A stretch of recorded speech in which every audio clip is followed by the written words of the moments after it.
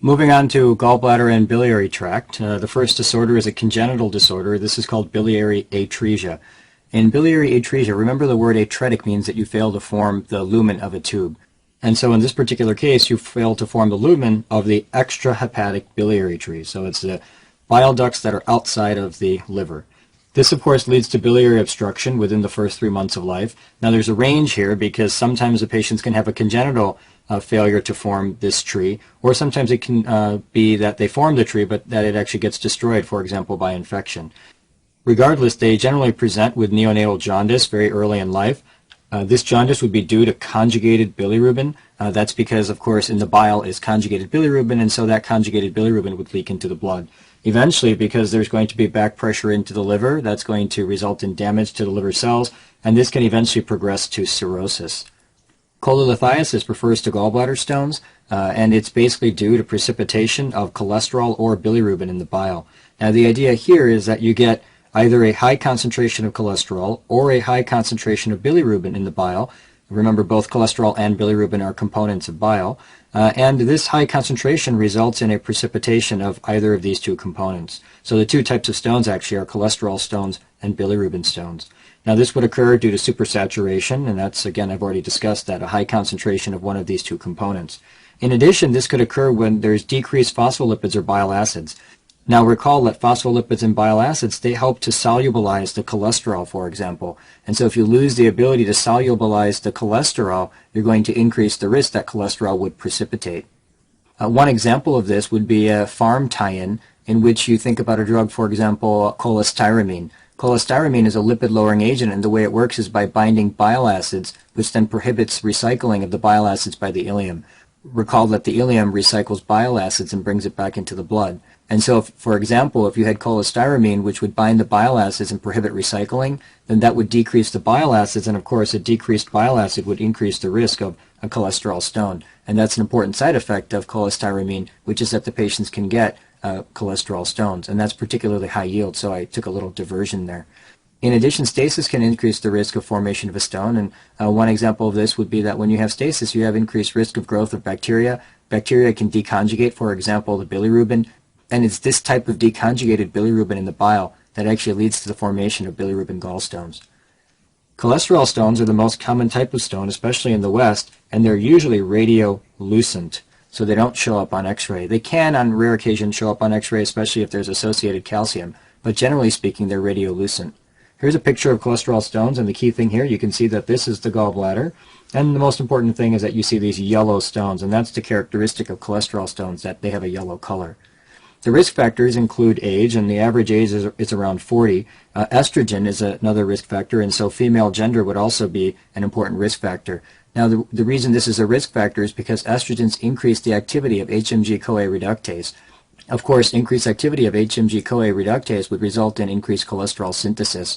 Estrogens can also increase the lipoprotein receptors on the hepatocytes, which would then increase cholesterol uptake. And so these are the two ways by which estrogen, and hence female gender, increases the risk for the formation of cholesterol stones.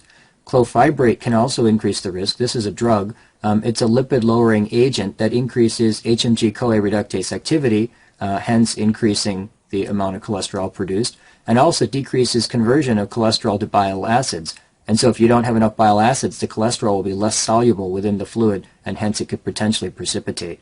There's an increased incidence in certain genetic subgroups. For example, Native American ethnicity increases the risk. Crohn's disease increases the risk, and you're well aware of the fact that the most common location for Crohn's disease is the terminal ileum. So when you damage the ileum, that decreases the reuptake of bile salts and bile acids. And of course, if you don't have good reuptake of bile salts and bile acids, those bile salts and acids are necessary for allowing cholesterol to solubilize within the bile. And so therefore, if you have less solubilization, you're going to have an increased risk for precipitation of cholesterol. And finally, cirrhosis would increase the risk, and that's because when there's cirrhosis, there's decreased production of bile salts by the hepatocytes. So again, cholesterol would not be able to solubilize, and hence there would be an increased risk of precipitation. Bilirubin stones are usually radio-opaque, so they show up on X-ray. And the classic feature of bilirubin stone is that it would be black in color. Now, the risk factors for bilirubin stones are basically extravascular hemolysis. Again, in extravascular hemolysis, you get a large amount of production of unconjugated bilirubin by the reticuloendothelial system, in particular the splenic macrophages. Recall that the splenic macrophages, when they eat the red blood cells, they break down the hemoglobin into hemoglobin, and then the heme is broken down into iron and protoporphyrin. The iron is recycled, but the protoporphyrin is converted to unconjugated bilirubin. Once the liver conjugates it, it will throw all of that extra bilirubin into the bile, and now you've got a large amount of bilirubin in the bile, increasing the risk for the formation of a bilirubin gallstone. Biliary tract infection can also increase the risk for bilirubin gallstone. Bacteria, when they're present within the biliary tract, can deconjugate the bilirubin, and deconjugated bilirubin increases the risk for precipitation of bilirubin, hence leading to a risk of bilirubin gallstones. Gallstones are usually asymptomatic, and most patients walking around with gallstones don't have symptoms. However, there are 5 key complications that can result from gallstones, and I want to talk about each of these over the next few slides. Biliary colic is when the patients present with waxing and waning right upper quadrant pain, and this is due to the gallbladder contracting against a stone that's lodged in the cystic duct. Here's the idea. Here's the gallbladder here, and this would be the cystic duct here. Now, if a stone were to get lodged in the cystic duct, the gallbladder would then press against it, and as the gallbladder tried to squeeze against it, that would result in a waxing and waning right upper quadrant pain called biliary colic. And so that's one complication that can arise when patients have gallstones. Now, the symptoms would be relieved if this stone were to pass through the entire system and go into the duodenum. However, you could get obstruction here in the common bile duct, and that would increase the risk for acute pancreatitis or obstructive jaundice. And you're going to hear much more about obstructive jaundice when we reach the liver section. Acute cholecystitis is when you get acute inflammation of the gallbladder wall. The idea here is that you've got a stone impacted or stuck within the cystic duct. Because this is stuck, pressure is going to build up here in the gallbladder wall. And as pressure builds up, that's going to squeeze the blood vessels of the wall, which is going to decrease the blood supply to the gallbladder. Eventually, this gallbladder will become ischemic, there will be bacterial overgrowth, and then the patients will get inflammation. And that is called acute cholecystitis. Acute cholecystitis will present with right upper quadrant pain that radiates to the right scapula. That's high yield. It will radiate to the right scapula. Of course, they'll also have fever and an elevated white blood cell count and nausea and vomiting. They can also have an increased serum alkaline phosphatase, and that's because the epithelium that lines the gallbladder and the biliary tract contains alkaline phosphatase, and so as those cells are damaged and die, alkaline phosphatase will be released within the blood. And finally, there's a risk of rupture if left untreated. As the wall becomes further damaged, it can obviously rupture. Chronic cholecystitis is when there's chronic inflammation of the gallbladder due to chemical irritation, and this is from long-standing cholelithiasis. One of the hallmarks of chronic cholecystitis is formation of Rokitansky-Aschoff sinuses. Here's a picture of such a sinus, and notice that here is the gallbladder mucosa up here. Now, normally you shouldn't have the gallbladder mucosa diving down into the smooth muscle of the gallbladder wall. However, you can clearly see that there's these little outpouchings of gallbladder mucosa diving down in between the smooth muscle, and that's called a Rokitansky-Aschoff sinus, and that's particularly high yield for examination purposes. Now, these patients will present with vague right upper quadrant pain, especially after eating, and porcelain gallbladder is a late complication. The more there's chemical damage to the wall of the gallbladder, the more you increase the risk for dystrophic calcification, which can then result in something called a porcelain gallbladder. Here's a picture of a porcelain gallbladder. You can clearly see that the wall of the gallbladder has become calcified. Again, that's called porcelain gallbladder. The treatment, of course, would be cholecystectomy, which is removal of the gallbladder. You especially want to do this if porcelain gallbladder is present, because porcelain gallbladder is a risk factor for the formation of gallbladder cancer. Ascending cholangitis is another complication that can arise with bile stones, and this is when you get bacterial infection of the bile ducts. Now, the word ascending tells you a lot because it's usually due to ascending infection with enteric gram-negative bacteria. So you get bacteria within the bowel that sort of walk their way up the ductal system. Now, this is going to present as sepsis, jaundice, and abdominal pain, and there's an increased incidence with choledocholithiasis.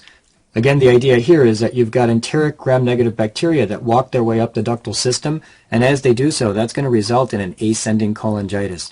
Now remember that the bile from the gallbladder is constantly flowing, and as it flows, it normally washes away the bacteria so that they can't rise up into this duct. However, if you had, for example, choledocholithiasis, which would be a stone within the duct, then of course there would be less flow, and so the bacteria could work their way up here and eventually cause an ascending cholangitis. And that's why I stated here in your text that there is an increased incidence with choledocholithiasis. Gallstone ileus is when a gallstone enters and obstructs the small bowel. Now, the way by which this occurs is that a patient has cholecystitis and then forms a fistula between the gallbladder and the small bowel.